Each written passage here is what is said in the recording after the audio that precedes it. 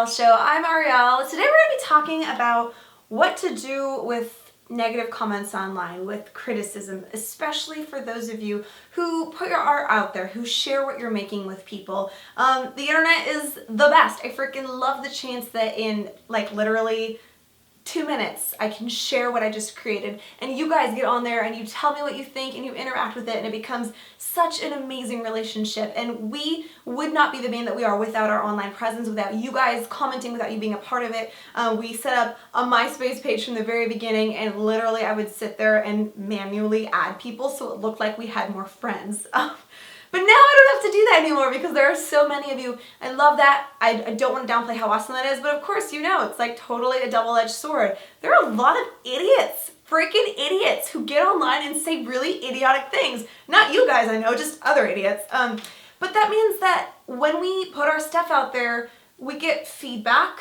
Most of it is amazing. I don't want to discredit that. Like, most of it's freaking awesome. Some of it is not not positive, but it's still said in a kind tone, and it's just somebody sharing their opinion. I'm all about that, like all about free speech, all about, even if you don't like something that we put out there, you have every right to be like, hey, I don't feel this, I'm not resonating with this, I wish it were more like this. That's fine, you can totally do that. But there are some people that, are just whole nother level of crazy and stupid, and I don't even feel bad for calling them stupid, because what else should we call them?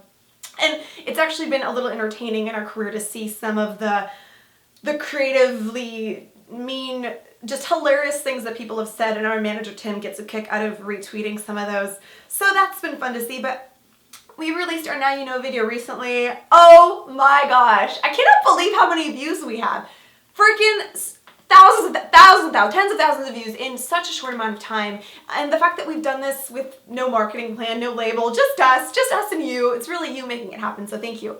I am now rambling. My point is, the way that I've learned to deal with the mean-spirited comments is to protect myself from them, because I've noticed in the past that I'll be just scrolling along, reading through stuff on Facebook on our page, and then all of a sudden something really negative will be a part of that. And that's okay, but I've noticed that sometimes people put so much negative energy into a comment that it almost jumps through the screen and I absorb it. And I've noticed that can really affect me for actually a couple hours. And sometimes if I'm not careful, I'll have stayed awake at night thinking about these comments, thinking about who these people are, not on purpose. That's not the kind of person that I am, but it just almost thinks itself in my head, and I don't really have the control over it that I want to.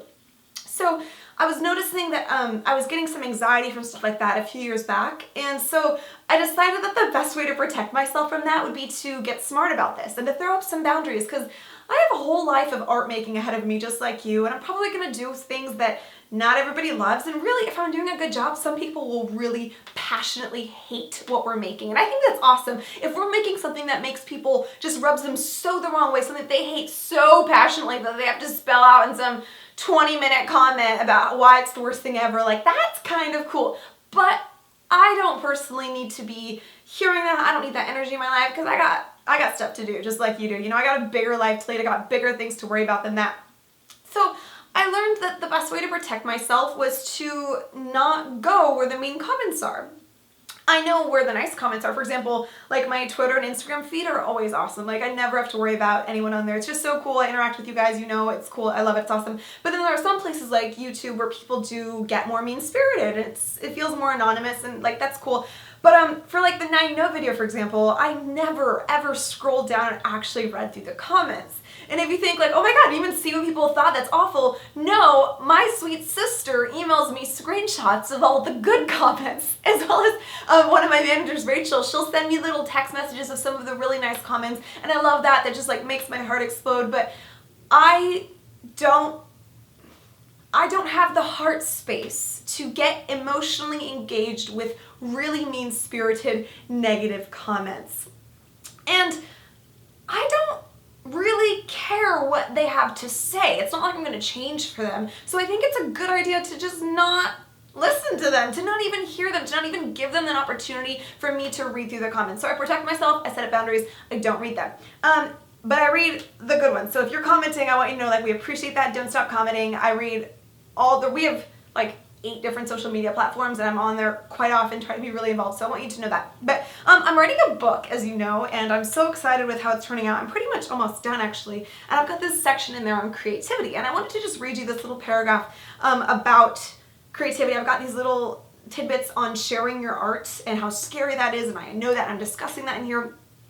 And this one little part I thought was appropriate for this, so I wanted to share this with you. It says, "The dumbass punks who make cruel comments about your art online are 32-year-old lonely guys sitting in their mom's basement."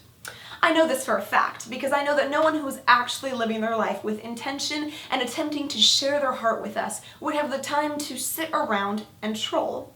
I know that the act of sharing your art is humbling and humanizing. It causes you to have tremendous grace for everyone else in the same boat as you. So if someone is cutting down your work in a mean-spirited, non-constructive way, learn not to give them the time of day. They are not your people. They are not worth an ounce of your energy.